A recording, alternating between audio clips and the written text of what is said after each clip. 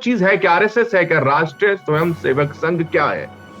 50-60 साल तक मैं कहूंगा जब उन्होंने राष्ट्रीय ध्वज वो फहराते ही नहीं थे अपने कार्यालयों पर। कह रहे हैं कि ये भारत सबका है, this country belongs to everyone, Hindu Muslim Christian, everyone has a right stake in this country. Bharat सिर्फ हिंदुओं के लिए होना चाहिए और बाकी जो माइनॉरिटीज है उनका स्टेटस सेकंड क्लास का होना चाहिए। अलवर प्रिंसली स्टेट और भरतपुर प्रिंसली स्टेट का डायरेक्ट इन्वॉल्वमेंट था महात्मा गांधी असैसिनेशन में, लॉजिस्टिक्स प्रोवाइड करने में।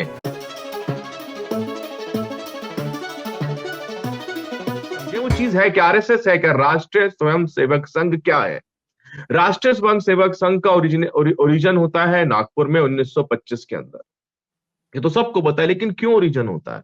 कौन सी वो ताकतें थी जो सब इकट्ठी हुई? उन्होंने कहा कि हमें भारत के अंदर राष्ट्रीय स्वयं सेवक संघ जैसी ऑर्गेनाइजेशन की जरूरत है। कुणाल कुणाल इसको आपको लार्जर पर्सपेक्टिव में देखना पड़ेगा। जब भारत में फ्रीडम मूवमेंट का दौर चल रहा था, कांग्रेस पूरी लड़ाई लड़ रही थी कि हमें आजादी चाहिए।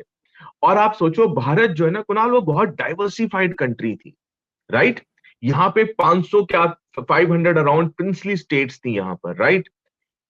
कुछ रजवाड़े ऐसे थे जो बहुत बड़े थे और कुछ बहुत छोटे से थे, राइट? और यहां पर आप ये बात करते हो, लोकतंत्र की बात करते हो, डेमोक्रेसी की बात करते हो। अगर हम अपने समाज को अंदर से देखें कुणाल, हमारे समाज में इतनी ज्यादा स्ट्रक्चरल इनइक्वलिटीज है जिसकी आप कल्पना ही नहीं कर सकते। हिंदू समाज की हम बात करें तो एकदम बटा हुआ, और जो इनइक्वलिटीज हिंदू समाज में थी वही आगे प्रोपोगेट हो गई कहां पर? मुस्लिम्स में, क्रिश्चियंस में, राइट? अब कुणाल होता क्या है कि एक एक मूवमेंट चालू होता है जो जिसको स्टार्ट करते हैं कांग्रेस वाले, ठीक है? वो कहते हैं साहब हमें आजादी चाहिए, हम डेमोक्रेसी लेके आएंगे, हम इक्वलिटी लेके आएंगे, राइट और रॉन्ग। अब इसको काउंटर करने के लिए एक दूसरी ऑर्गेनाइजेशन शुरू होती है जिसको फंड किया जाता है, प्रिंसली स्टेट्स फंड करती हैं जिसको, राइट और रॉन्ग, या वो लोग फंड करते हैं जो इस विचारधारा में यकीन करते हैं कि भारत सिर्फ हिंदुओं का देश होना चाहिए। अब क्या हो रहा है कुणाल? डायरेक्ट कॉन्ट्रडिक्शन हो गई। एक एक पर्सन कह रहे हैं कि ये भारत सबका है, this country belongs to everyone, Hindu Muslim Christian, everyone has a right stake in this country.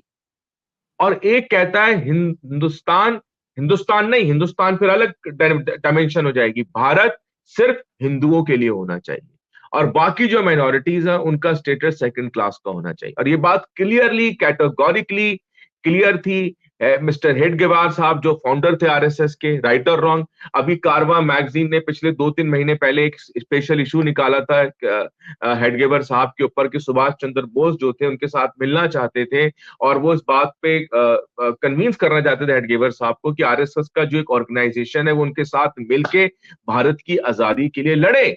लेकिन आपको हैरानी होगी ये बात जानकर, हेडगेवार साहब ने सुभाष चंद्र बोस को मीटिंग करने के लिए मना कर दिया।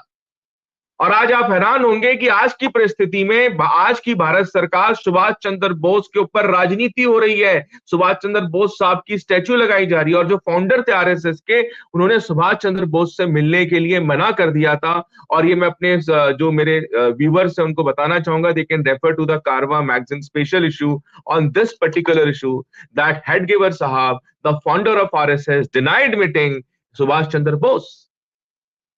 आपको पता होगा जो बीएस मुंजे साहब जो थे, जो बहुत बड़े आइडियोलॉग थे आरएसएस के, वो इटली जाते हैं, वहां पर वो जर्मनी को स्टडी करते हैं, इटली को स्टडी करते हैं, वहां पर वो नाजिज्म को स्टडी करते हैं और वो यहाँ पर आगे कहते हैं कि भारत के अंदर भी ऐसी एक ऑर्गेनाइजेशन होनी चाहिए। आप किताब पढ़िए bunch of thoughts, bunch of thoughts में क्लियरली लिखा गया है कि ये जो इंडिया है, India belongs only to Hindus. अच्छा, हिंदूज की भी बड़ी इंटरेस्टिंग बात है। हिंदूज में भी कौन? बिकॉज हिंदू तो अपने आप में एक बहुत डाइवर्सिफाइड स्टेट ऑफ सोसाइटी है। अच्छा, हिंदूज में भी कौन? जो चित्पावन ब्राह्मण हैं, जो सारस्वत ब्राह्मण हैं, ये देश उनका है, इस देश पे उन लोगों की उन लोगों का एक अधिकार होना चाहिए। तो आज जो लड़ाई हो रही है कुणाल, ये कॉन्फ्लिक्ट इस चीज का हो रहा है कि इस देश को आप कहां, इस देश को आप नेहरू की दृष्टि से देखोगे, गांधी के रास्ते पे लेके जाओगे? आप सोच के देखो कुणाल, वो क्या आइडियोलॉजी होगी जो एक यंग लड़के को, Nathuram Godse was a young boy, he was not a 70-80 year old man, he was a young boy driven by the idea of making India a developed nation। उस आदमी को वो क्या आइडियोलॉजी थी जिसने उस आदमी को इंस्पायर किया कि वो जाता है और एक 80 साल के बुजुर्ग आदमी में 3 गोली मार देता है? वो क्या आइडियोलॉजी सोचने होगी? की बात, ये सोचने सोचने की की बात बात। है। ये मैं उसी अगर प्रकार है कुणाल, मैं यहां पर वही कहना चाहूंगा, ये उसी प्रकार है। मैं इसको पैरेलल दूंगा कि जब पुलवामा में जो बॉम्ब अटैक होता है, वो 20 साल का लड़का वो किस आइडियोलॉजी से ड्रिवन था कि a car full of RDX लेके वो एक बस के अंदर घुस जाता है और 40 आदमी शहीद हो जाते हैं। मैं इससे कंपेयर करूंगा कुणाल। ओके। आपको समझना पड़ेगा कि आप भारत को लेके कहां जाना चाहते हो। अच्छा, हम्म। आरएसएस का जो रोल रहा कुणाल, आरएसएस का जो कपूर कमीशन थी उन्होंने भी कहा, और उन्होंने कहा कि आरएसएस का कहीं ना कहीं रोल रहा है महात्मा गांधी के असैसिनेशन के। अच्छा, ये भी भारत की दुर्भाग्य देखिए साहब, जो जिस आदमी को हम देश का राष्ट्रपिता कहते हैं, आज तक उनकी मर्डर इन्वेस्टिगेशंस कंप्लीट ही नहीं हुई कुणाल। आप सोच के हम्म। देखिए। आप सोचिए, जिस आदमी के ऊपर डायरेक्ट एलिगेशन लगा गांधी को मारने का, उसी आदमी की भारत के पार्लियामेंट हॉल के अंदर गांधी फोटो के लगी। अपोजिट पोर्ट्रेट लगा हुआ है, वीर सावरकर। आप अगर सोचिए, मैं ये आपकी बात को सोचने की अगर बात मैं है। आप अगर अश्विनी मैं आपकी बात को इंटरप्रेट करूं तो शायद आप ये कहना चाहते हैं कि जो आरएसएस का जन्म हुआ था वो राजे रजवाड़ों की मदद से हुआ था। बेसिकली बिल्कुल ये राजे रजवाड़ों की गोद में पलकर बढ़कर पैदा हुआ संगठन है।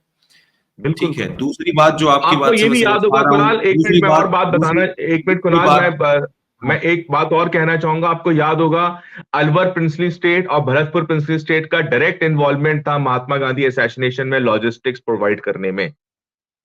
ये तो फैक्ट है, तो रिपोर्ट बोल रही है कुणाल। ये हम कोई मनगढ़ंत बात नहीं कर रहे हैं अलवर और कौन भाई। सी प्रिंसली स्टेट? अलवर स्टेट और भरतपुर स्टेट का डायरेक्ट इन्वॉल्वमेंट था महात्मा गांधी के असैसिनेशन में, in providing hmm. Logistical support. ये तो प्रूवन है कुणाल यार। सवाल ये है कि आज जो लड़ाई, इस बात को कुणाल देखिए, आरएसएस, मैं ये नहीं कहूंगा कि आरएसएस एंटी इंडिया है, मैं ये नहीं कहूंगा। आरएसएस ऑर्गेनाइजेशन है, ये बात भी होगी। देखो कुणाल, आप जब क्रिटिकल एनालिसिस करते हैं तो आपको दोनों पहलू देखने हैं। RSS played a very important role during floods. RSS played a very important role during providing assistance to the poor people. RSS is doing very good work। जो इनका एकल विद्यालय करके कॉन्सेप्ट है इनका कुणाल, आप जानते होंगे, खिलाफ। ट्राइबल एरियाज में चलता है। हाँ हाँ। आरएसएस बहुत अच्छा काम करता है। आरएसएस के स्कूल्स है, सरस्वती शिशु मंदिर करके, राइट, विद्या भारती करके ऑर्गेनाइजेशन है। आरएसएस संकल्प चलाते हैं, जो भारत में आईएएस आईपीएस को बहुत नॉमिनल कॉस्ट पे तैयारी करवाते हैं बच्चों को। तो आरएसएस का, और आरएसएस का यदि आप चार्टर पढ़ेंगे तो वो कहते हैं कि सर आरएसएस एक कल्चरल ऑर्गेनाइजेशन है। लेकिन कुणाल, ये दिखाने के लिए है। वही क्या हो रहा बात है मैं कुणाल? पूछ रहा था। लार्जर ऑब्जेक्टिव क्या है आपका? हम्म। आप क्या अचीव करना चाहते हैं by doing all this kind of things Kunal? Larger objective है इस भारत को हिंदू राष्ट्र बनाना है। अब सवाल ये है, आप यकीन करेंगे, मैं जहां रहता हूं, मैं एक अपस्केल सोसाइटी में रहता हूं कुणाल, ठीक है। यहां पर लोग हम्म। मैसेज करते हैं व्हाट्सएप ग्रुप में कि भारत हिंदू राष्ट्र बनने वाला है। और जबकि अगर हमें जरा सी भी नॉलेज हो कुणाल अंतरराष्ट्रीय संबंधों की, आप भारत के आसपास देखिए, नेपाल आपके सामने हिंदू राष्ट्र बना, नेपाल का हैप्पी बर्थडे हो चुका है विदाउट कटिंग द केक, ठीक है। नेपाल के बाद हम्म। आप आ जाइए साहब अफगानिस्तान। अफगानिस्तान की क्या स्थिति है आप मुझसे बेहतर जानते हैं, अफगानिस्तान एक इस्लामिक रिपब्लिक बना। अफगानिस्तान के बाद आप म्यांमार में आ जाइए, आप देख लीजिए म्यांमार की क्या स्थिति है आज की डेट में, ठीक है। उसके बाद आप आ जाइए बांग्लादेश में, आ जाइए ईस्ट पाकिस्तान में, जो रिलीजन के नाम पर क्या जो कांड हुआ, वहां पर पूरी मारकाट हुई, और आज भी बांग्लादेश के अंदर एक फंडामेंटलिस्ट लोगों का बहुत बड़ा डेंजर है, शेख हसीना को, राइट और रॉन्ग। आप उसके नीचे आ जाइए श्रीलंका में, श्रीलंका ने तो कितना लंबा सिविल वार झेला है कुनाल, सिनालीज वर्सेस तमिलियंस। तो हमने क्या सीखा? और ये भारत था जो आजाद होके बोलता है कि मेरा संविधान कहता है इस देश में हर नागरिक का बराबर अधिकार है। आप वो सोच देखिए, आप वो थॉट देखिए। और आज ये वो सोच थी जिसने आज भारत को फास्टेस्ट इमर्जिंग इकोनॉमी कैटेगरी में लाके खड़ा कर दिया। आज आईआईटी एक ब्रांड है कुणाल, अमेरिका के अंदर IIT has become a brand. कि बिल गेट्स भारत में आके कहता है कि माइक्रोसॉफ्ट अगर कहीं से रिक्रूट करना चाहेगी वो आईआईटी से करना चाहेगी। आप अगर अमेरिका जाएंगे कुणाल, अमेरिका का जो सबसे वर्ल्ड विख्यात मेडिकल कॉलेज है जॉन हॉपकिंस यूनिवर्सिटी, वहां पर आपको इंडियन मूल के डॉक्टर्स दिखेंगे होल्डिंग चेयर्स, प्रोफेसर्स। आज AIIMS, FMC, CMC Vellore, CMC Ludhiana, JIPMER Pondicherry, ये वर्ल्ड फेमस मेडिकल कॉलेजेस है।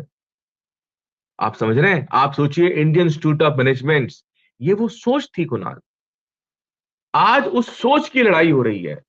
हमने इसीलिए सरकार ने कहा कि आरएसएस कल्चर ऑर्गेनाइजेशन, आपको जो करना अपने लेवल पर कीजिए आप, लेकिन सरकारी कर्मचारी का आपसे कोई संबंध नहीं होगा। इसीलिए बैन किया गया था कुणाल। और अब मैं जो आपके लेकर आए पॉइंट पर आ हैं, रहा हूँ। हाँ, अब जो अब लेकर वो आए हैं इसलिए उस लेकर आए क्योंकि अब विचार उनका, से लेकर भाई दे आर इन पावर यार, they are objective is very clear. They want to bring ज्यादा से ज्यादा लोग शाखाओं में जाएं, शाखा में जाके जो आप तो मुझसे बेहतर जानते हैं कुणाल को, कि आपने तो शाखा जो है ज्वाइन भी करी थी। आप जो है इनके स्कूल के पार्ट एंड पार्सल भी रहे, तो ज्यादा आप मुझसे ज्यादा अच्छा बता पाएंगे कि वहां पर क्या होता है, राइट। अब ये चाहते हैं ये जो प्रोग्राम है ये लार्जर कैनवस पे चला जाए। अब क्योंकि हमें ऐसा लगता है जो सरकारी कर्मचारी हैं वो गवर्नमेंट माने government which is driven by constitutional values. अब उसको चैलेंज किया जा रहा है, अब आगे क्या होगा, government employees will be driven by the values of RSS. सवाल ये होगा कुणाल यार, जैसे मैं कभी एक स्कॉलर देख रहा था, एक कमेंटेटर आते हैं न्यूज चैनल पे, वो कह रहे थे कि अरे हिंदू युवाओं तुम जागो, तुम्हें जो है टीका लगाना चाहिए, तुमको धोती पहननी चाहिए। सवाल ये है, आज हमें क्या चाहिए? आज हमारी को डेवलपमेंट चाहिए या अब वो कह रहा है कुणाल, हम आज को एनालाइज कर रहे हैं पास्ट में जाके कुणाल, 1000 तो साल आप, पहले। अगर अगर आपके एनालिसिस से मैं समझूं तो आप कहना चाहते हैं कि आरएसएस वो संस्था है जो नहीं चाहती कि भारत भारत के संविधान से चले। बिल्कुल। उन्हें लगता है कि भारत धर्म से चले, उन्हें लगता है कि धर्म भारत से। मनुस्मृति से चले, शास्त्रों से बिल्कुल। चले। बिल्कुल। और अगर मनुस्मृति और शास्त्रों से चलेगा तो ये भारत सिर्फ सवर्णों का भारत होगा, चित्पावनों का भारत होगा। ये दलितों बिल्कुल। और ओबीसी का भारत नहीं हो सकता, माइनॉरिटी का बिल्कुल भारत नहीं हो सकता। नहीं हो सकता।